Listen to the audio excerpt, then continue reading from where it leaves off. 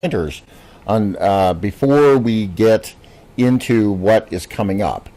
So, to kind of crystallize our understanding of pointers, consider the question, what happens if we add 1 to a pointer? Well, it depends on the type. But here's the idea.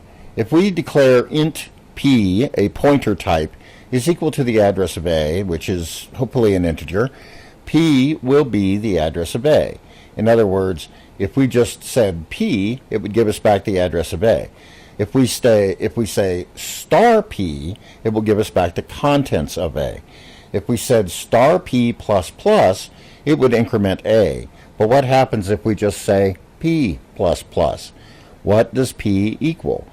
Well, it would be some address. But what address? Well, in this case, p plus plus adds 4 to p, 4 bytes to p, because p is an int pointer, and size of int is 4. So what this does is it results in p now pointing to the next int-sized piece of memory, if you will. If p were a car pointer, p plus plus would add 1 to p. Same thing as p plus equals 1 or p equals p plus 1. This kind of arithmetic with addresses, with pointers, is what's really going on under the hood when we take expressions such as an array where we give it count plus 1, or an array where we tell it what index we want to use. It is offsetting by a pointer, and that pointer is the distance or the vector between the beginning of the array and whatever value in the array we're interested in. So this really sounds more difficult than it is. So here's an example. There is nothing magical about square brackets at all. So the square bracket notation is really just what we call syntactic sugar for pointer arithmetic. My array sub 0 is the same as star my array, because the name of an array is a pointer to the first element in the array. My array has a type, the underlying type of my array, and then star my array is a pointer of that same underlying type that gives us back the first element of the array. This star my array syntax is equivalent to star the quantity my array plus 0, because my array is a pointer to that first element in the array.